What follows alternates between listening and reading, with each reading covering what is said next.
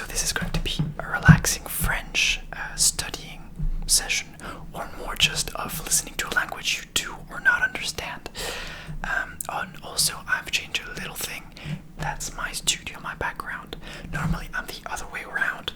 In my last video on Michael Jackson, where I was reading Thriller's lyrics, now I'm reading this with my piano and my paintings in the background, so I hope you like it, and it's more of a soft environment. Now, if you're ready, let's get right into relaxing a little bit. Let's go. So this is Science et Savoir, hors série, and it's called Pourquoi les escargots bavent-ils? Plus de 120 questions insolites et leurs réponses scientifiques. Question insolite. Let's start with the first question, which is pourquoi y a-t-il parfois du brouillard le matin? Phénomène bien gênant pour les automobilistes, le brouillard résulte de l'humidité de l'air. Le brouillard est en fait un véritable nuage terrestre. Il apparaît surtout lorsque les nuits sont froides. L'humidité ou vapeur d'eau présente dans notre air va leur former de petites gouttes. Des gouttelettes extrêmement petites et donc très légères, qui flottent et forment un nuage au niveau du sol qui diminue la visibilité. En fonction de la quantité de gouttelettes, la visibilité sera plus ou moins altérée. Ainsi, dans le cas de petites gouttelettes assez peu nombreuses, on ne parlera que d'une légère brume. Mais lorsqu'on ne peut pas voir au-delà d'1 kilomètre devant soi, voire dans certains cas extrêmes à quelques dizaines de mètres, on parle ici de brouillard. Heureusement, le brouillard ne se forme que dans certaines conditions particulières et qu'à certaines époques de l'année, car il met souvent de longues heures à se dissiper. Actually, this little problem is that I think it's written so little and I've got some little vision problems, so I might put on my glasses a little bit. It's more of an intellectual accessory now. So now that my videos look a little more intellectual. Now, second page. Qu'y a-t-il dans une goutte d'eau? Une goutte est en fait un ensemble très complexe. Elle contient environ 1 trilliard, 1 et 21 zéros de molécules d'eau de formule chimique H2O, qui est au passage du monoxyde de dihydrogène. Si l'on prend une goutte d'eau du robinet, vous aurez de grandes chances d'y retrouver également du chlore, un puissant oxydant et désinfectant, indispensable pour neutraliser tous les virus et bactéries potentiellement pathogènes. Car une goutte d'eau d'un lac, de rivière ou d'un étang contient en effet beaucoup de vie.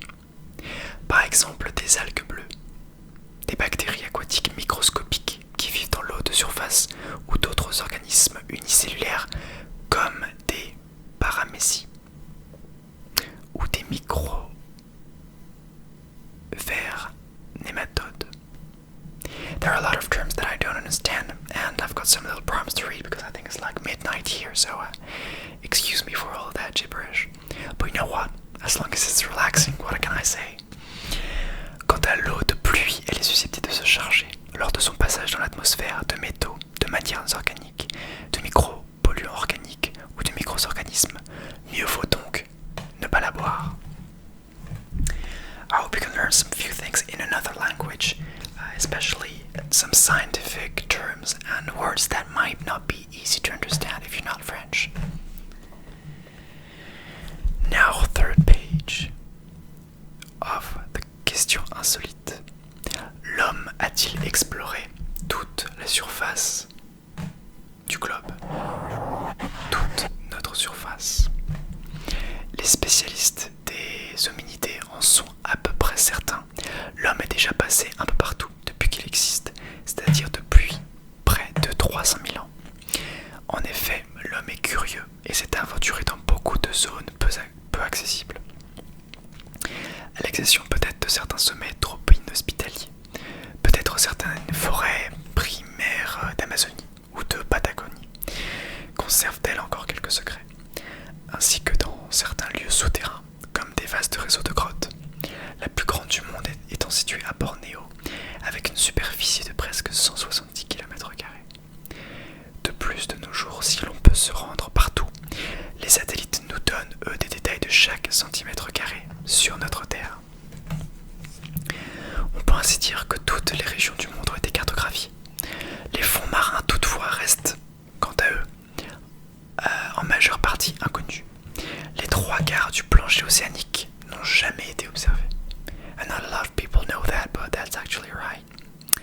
Ils ont pu en revanche recevoir beaucoup de pollution laissée par l'homme, ce qui n'en fait pas forcément des natures vierges. Very interesting, that one, for sure. It's a lot of questions about our nature and our world, and I really love it. Now, next one, page 9, even though it's the fourth question. Pourquoi les feuilles tombent-elles pendant l'automne? Tous les arbres ne perdent pas leurs feuilles à l'automne. Certains ont des feuilles dites persistantes, mais beaucoup d'entre eux, comme les chênes, les charmes, les érables, la liste est longue, dits à feuilles caduques, se retrouvent nus dès le premier jour de l'hiver. Dès les premiers jours de l'hiver. Pour être plus vaste, quand les températures commencent à baisser, en général au début de l'automne, les arbres mettent en place des mécanismes pour vivre au ralenti durant toute la période froide. En effet, privées de soleil, les feuilles ne peuvent faire de la photosynthèse. Aucune raison, donc, pour l'arbre de les nourrir de sève. Il va leur produire des petits bouchons à la base de chaque feuille, entraînant la mort et la chute de chacune d'entre elles. Pour les arbres à épines comme les conifères, la stratégie est différente, puisque chaque épine est recouverte d'une espèce de cire qui la protège du froid. Aucune raison ici de se débarrasser des précieuses épines.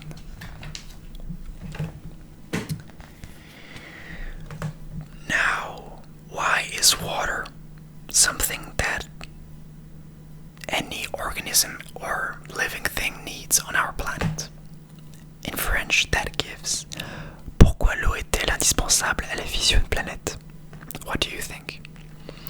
L'eau est un élément indispensable à la vie, et donc à toutes les formes de vie animale ou végétale. Dans l'histoire de notre planète, la vie est apparue dans l'eau il y a environ 3 milliards d'années. De ces cellules primitives découlent toutes les formes de vie actuelles, qui se caractérisent par leur matière carbonée et leur richesse en eau. Pour que la vie se développe de la sorte avec son lot de réactions chimiques, la présence d'un solvant est essentielle. L'eau est ce puissant solvant, capable de dissoudre les composés minéraux, organiques et de mettre en suspension les molécules. Dans l'état actuel de nos connaissances, les chimistes affirment que l'eau liquide est le seul solvant qui permet toutes ces réactions chimiques à l'origine de la vie. Avant sa naissance, l'homme passe ainsi par une phase dite aquatique lorsqu'il baigne dans le liquide amniotique. Des pieds à la tête, nous sommes eau. L'eau représente même 65% du poids d'un adulte.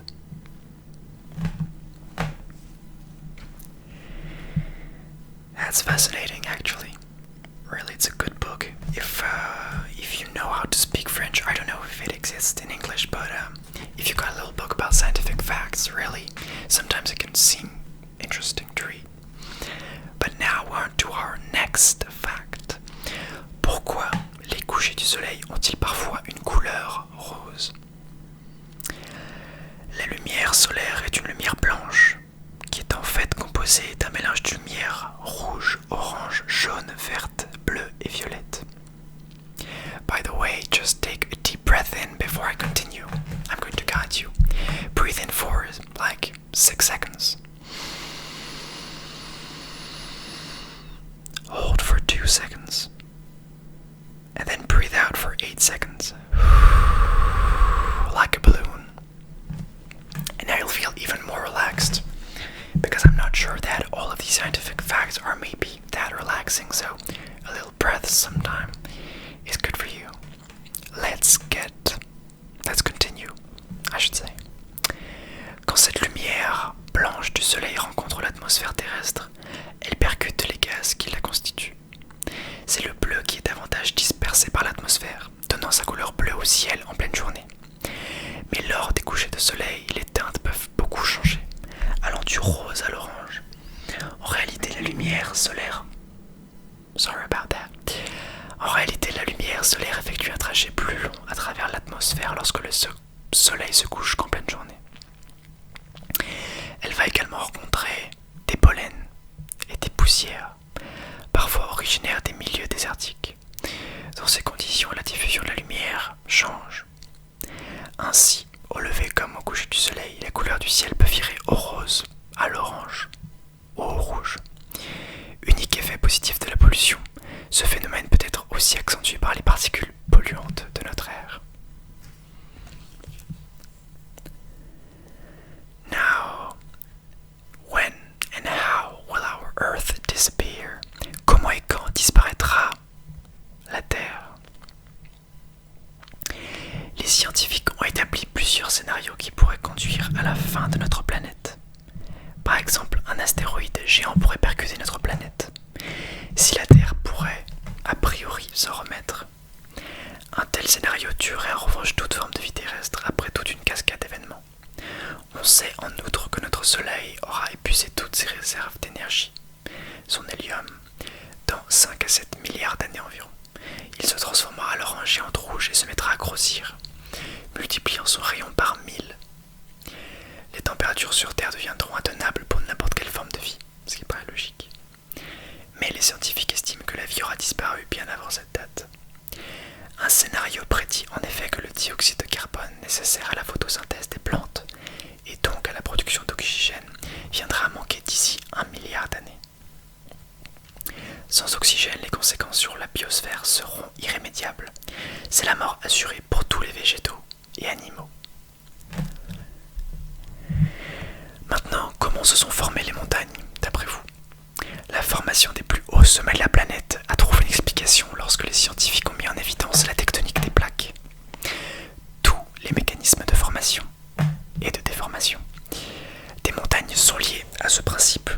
La couche superficielle de notre planète, terrestre et océanique, est en fait une sorte de puzzle qui repose sur une couche plus profonde. La lithosphère, constituée de plaques mobiles, qui, en glissant, crée le mouvement des plaques continentales et océaniques. Si deux plaques continentales se rencontrent, il arrive parfois qu'elles entrent en collision et s'écrasent l'une contre l'autre. La pression qui en découle provoque l'élévation et l'épaississement de la croûte continentale, donnant naissance à des massifs montagneux. Les Alpes, par exemple, sont nées il y a environ 10 milliards d'années, suite à la collision de la plaque européenne et de la plaque asiatique. L'érosion a ensuite façonné les montagnes que l'on connaît aujourd'hui.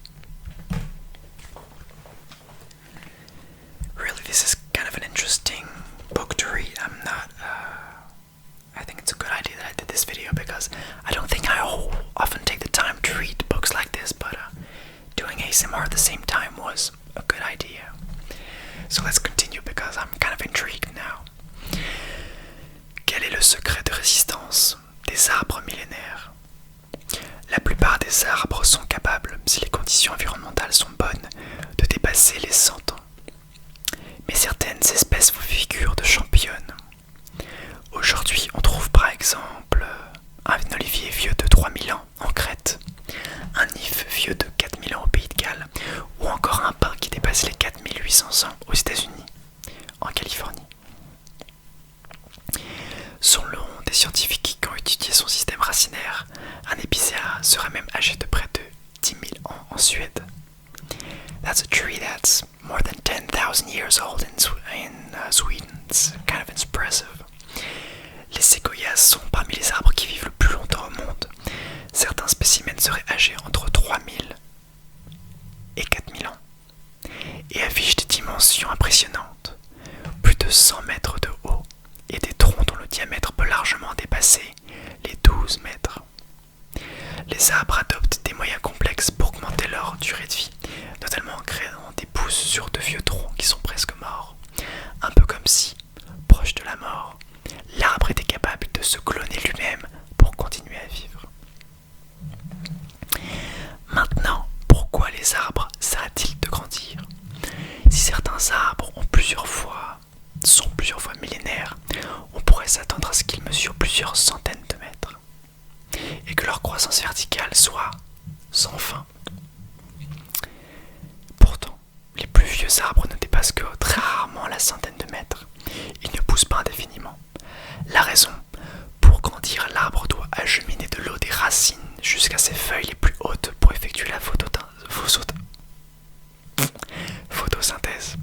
ce qui va devenir très difficile une fois une certaine hauteur atteinte. Le principe est comparable à celui d'une paille. Une fois la centaine de mètres dépassée, la gravité notamment empêche une bonne circulation de l'eau et des nutriments qui vont nourrir le sommet de l'arbre. Enfin, si l'arbre poussait indéfiniment, il serait soumis à la puissance du vent, et le tronc céderait face à des vents supérieurs à 150 km/h. Ainsi, chez les arbres âgés, la pousse se fait plutôt sur les zones plus basses. L'arbre aura tendance à gagner en largeur plutôt qu'en hauteur.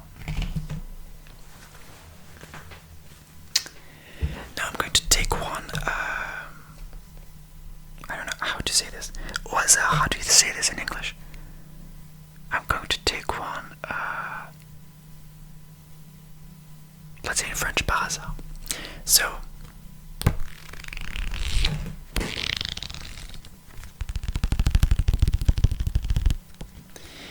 Let's see. Yeah, I'm going to choose one randomly. That's the word. I forgot it. I don't know why. It's the time, probably. What looks interesting to read to you?